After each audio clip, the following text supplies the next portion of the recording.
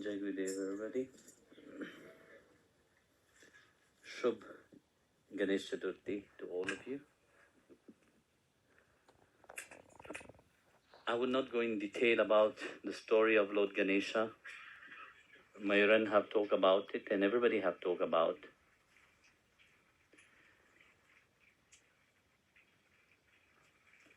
And they have talked about the meaning. I guess you have explained a little bit about the meaning of Lord Ganesha.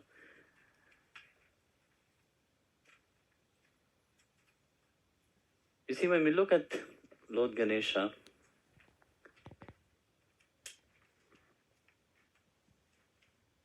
it makes us question a lot. Now, this is one of the deity which very often people love very much. But very often I have this question, why he have an elephant head? And you have heard the story. I don't want to go into the story again. But when we see that, actually, it have very deep meaning. It's not what we see on the outside, but what does that aspect of Lord Ganesha represent in itself? You know, everybody will give their own explanation of it. Great philosophers have debate upon that, what it is, you know, what it means. But what I perceived in that aspect of Lord Ganesh, when we look at the story of Ganesh itself, we see first Parvati made out of clay a boy. Actually, it is our life, actually, itself. No? Our body is made out of that 5 elements. We are also made up by Parvati because we are made up of element. That is our nature. We are the mind is bound by Maya. And when we allowed Maya to take over, then we are in the game of the outside only. But when we are engaged so much on the outside reality, even if God will come in front of us, will we recognize him? No, we will not recognize him. In the same story, you see clearly, but when Lord Shiva came back, will your soul recognize him? The same way that your Atma don't recognize when Bhagwan is in front of you. When God come to you, he will not come in that aspect what we see we worship him. He will come something that will challenge your mind. But for you to be able to recognize that, you have to transcend that mind itself. God come, Shiva came. Shiva also didn't recognize him. Why Shiva didn't recognize that is Parvati's son? I heard earlier he was saying Parvati Nandana. No? Actually, Parvati Nandan, yes, actually, why she is called Parvati Nandan? Because she was created by Parvati. Muruga, Kartike, was before. Because Muruga, when he was created, it was only the potency of Lord Shiva. Parvati was asking, but that is not my son. They said, no, but this is also your son. So when she infused into that energy, into creating her son, and the head was cut, she became furious. You know? So the same state with our mind. When we say, divert our mind to the lotus feet of the Sadguru and God, how is our mind? Rebellious. Our mind will not accept it. Our mind will fight. Our mind will rebel.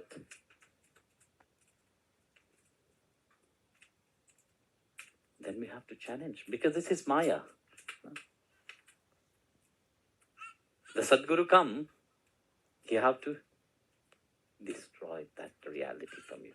You have to cut that old aspect of you to place the new aspect of you. Ganapati is form, no? Lord of the Ganas, no? Lord of the senses. So the Sadguru come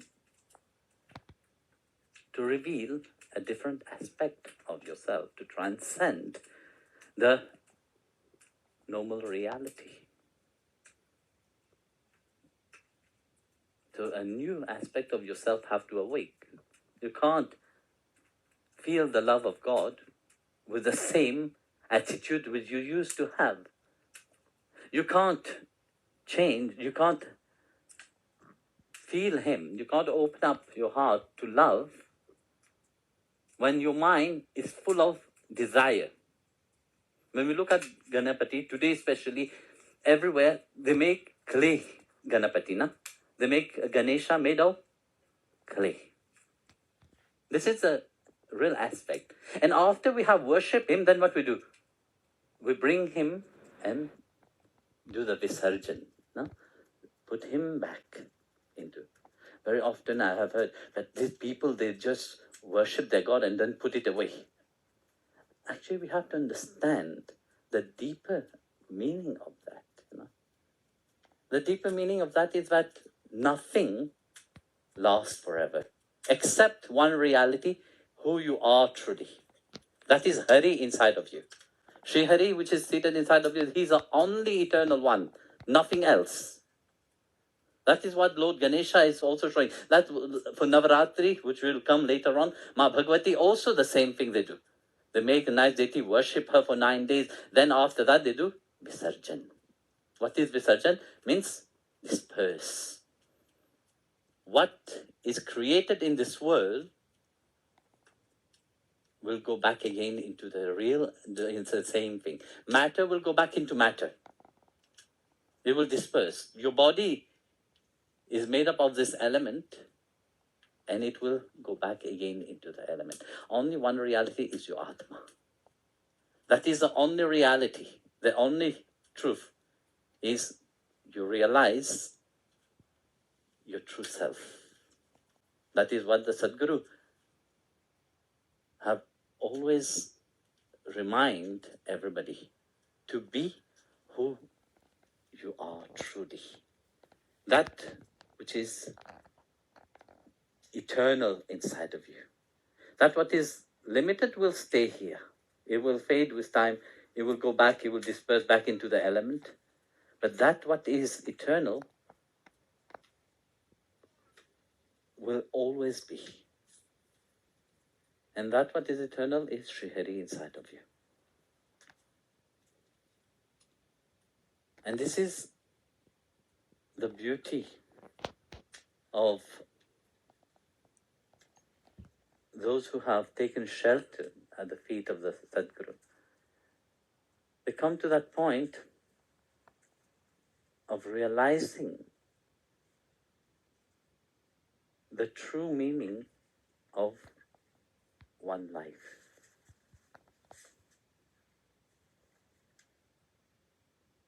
So Ganapati, that's what he represents. Through knowledge, you can transcend this external reality. And what stays inside of you is the name only. The name of the Lord only, which vibrate inside each one of your cells. But the name of the Lord will vibrate in each one of your cells, not just because, oh yeah, once a week I go singing bhajan, or when I have time, then I will engage into my spiritual path. No, it has to be each moment. And if you are very truly anchored into the spiritual path, a certain transformation have to happen inside of you. You see, we can't just say, yes, we are religious people, and yet we don't have the divine quality.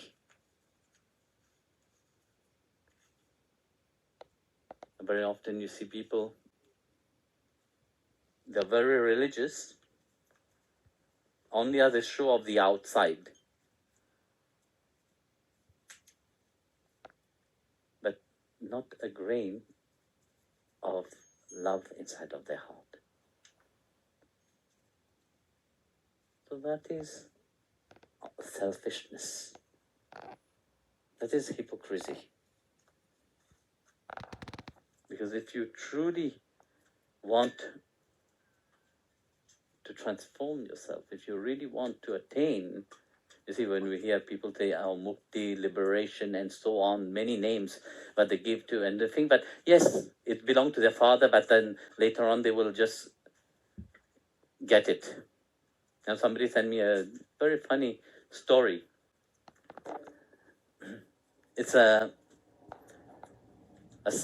often when you go to India, they tithe on the road. You would see a pujari standing there and ready to tie the string in your hand. I don't know whether this happened to you. It has happened to me. So they are standing there, especially near a temple. They will be ready to tie the string for your protection, not their protection. So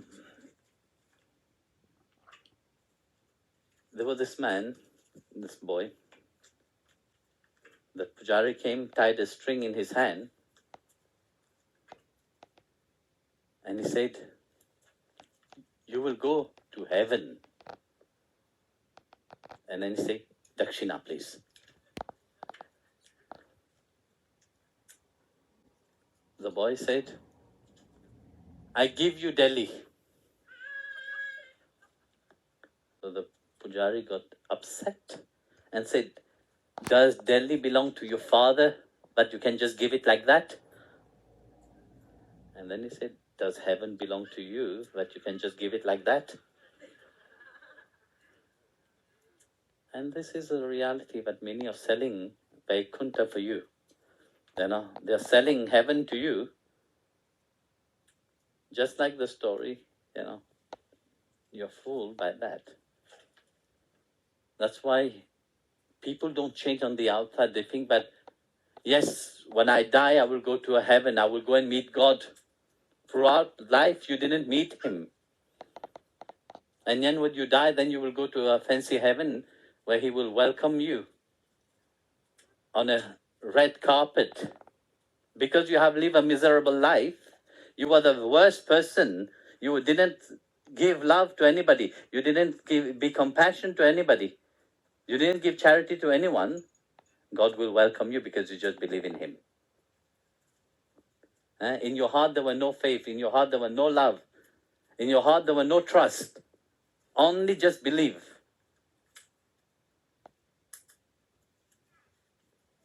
That don't lead you anywhere. No. That belief have to transcend. It have to become trust. It have to be love. It have to become bliss. Your life itself have to be heaven. Your life itself should reflect the divinity. Your eyes, when somebody look at you, there should be the shine of Sri Hari inside of you. When somebody look at you, should see on your face that you are beaming, you are different. Maybe at the beginning they will judge you, you're strange. Because you see, for the mind, when they see you, straight away they will get scared. Happy people make people scared. Their ego get hurt. If you are happy, you scared people. They get worried.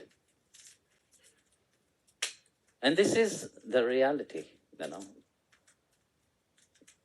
When we talk that we are on the spiritual path, we have to reflect that through our being. We have to reflect it through our eyes itself. Because the eyes is the gateway of our soul.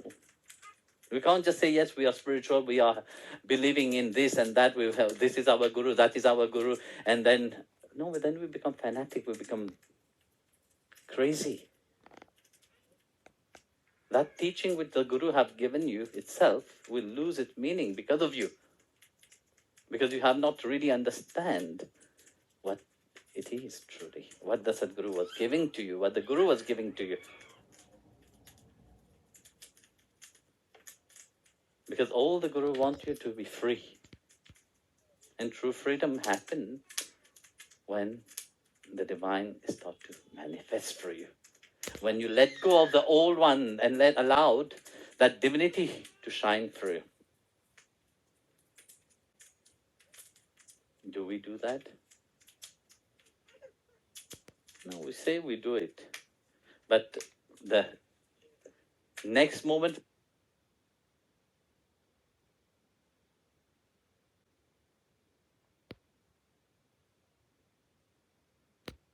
it's back. Sorry.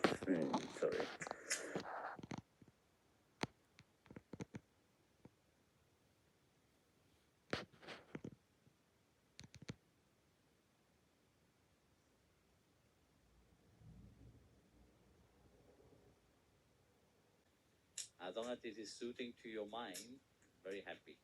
The moment it is not, first judgment will arise. The first criticism will be there. And then you will call yourself spiritual. You will call yourself on the religious path. No, it doesn't happen like that. It is not so cheap like that. No. When you hear people talking about, yes, I will go to heaven, they'll have this certitude as if that is selling on the marketplace. Like Kabir said, everybody have put on everybody have, the marketplace have been open and everybody is selling their product. And this is true. In this trip while traveling, I have noticed that, So you have to look at yourself for one and look at, are you content with your life? Do you have this deep satisfaction with your life? Now everybody will be looking at that. Yes, I am satisfied with my life. Yes, you are satisfied with an idea of your life, an idea which the society have put upon you.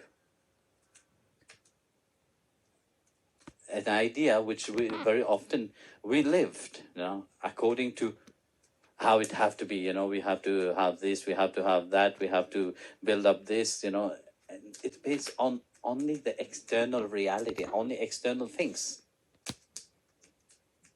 When would you dive inside of you and discover that there is something else inside of you?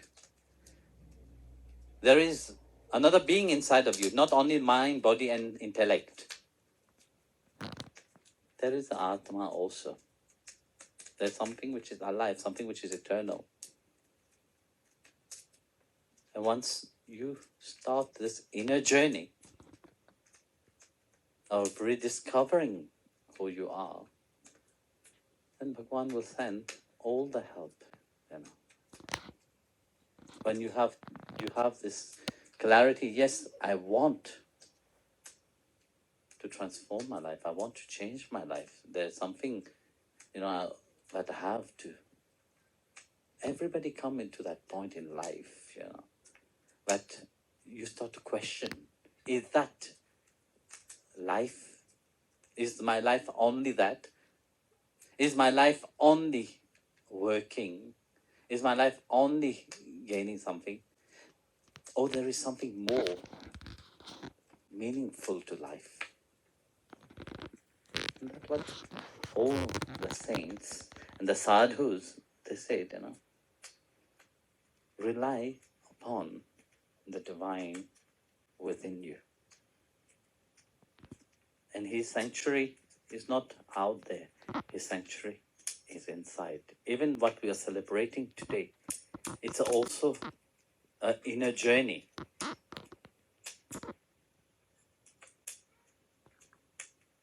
Bhagwan Ganesha, he represents that awakening,